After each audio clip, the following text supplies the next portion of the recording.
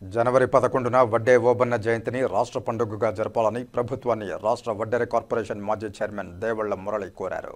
Chittoor press క్లబ్లో ఆదివారం media సమావేశం నిర్వహించారు. ఈ సందర్భంగా ఆయన మాట్లాడుతూ వడ్డెరలు టీడీపీతోనే ఉన్నారని, తమ సమస్యలను పరిష్కరించేందుకు రాష్ట్రంలోని కూటమి ప్రభుత్వం చర్యలు చేపట్టాలని విన్నవించారు.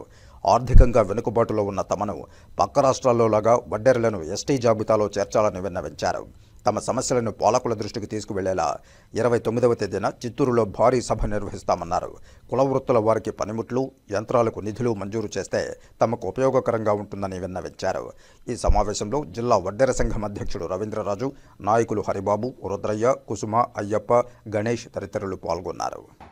ముఖ్యంగా వడ్డర్లంటే తెలుగుదేశం అంటే వడ్డర్లు. దాదాపు 2014 నుంచి 2019 వరకు తెలుగుదేశం పార్టీతోనే ఆనాడు గౌరవనీయులు నారా చంద్రబాబు నాయుడు అప్పుడు ముఖ్యమంత్రి, ఇప్పుడు ముఖ్యమంత్రి గారు వడ్డర్లకు గుర్తింపు ఇచ్చిన ఘనత తెలుగుదేశం పార్టీది. వడ్డర్లకు పెద్దపీట వేసిన ఘనత తెలుగుదేశం పార్టీది, నారా చంద్రబాబు నాయుడు. ఈరోజు కూటమి ప్రభుత్వం ఏర్పడిన తర్వాత వడ్డర్ని ఎస్టీ జాబితాలో చేర్చాలని గాని, వడ్డర్లకి ఆర్థికంగా మరి కార్పొరేషన్ నిధులు గాని, అదేవిధంగా స్వతంత్రం కోసం పోరాడిన ఈరమలం చెందిన వడ్డెర ముద్దబిడ్డ ఓబన్న జనవరి 11 జయంతి గాని, ఇవన్నీ కూడా ప్రభుత్వం దృష్టికి తీసుకుపోయినాం.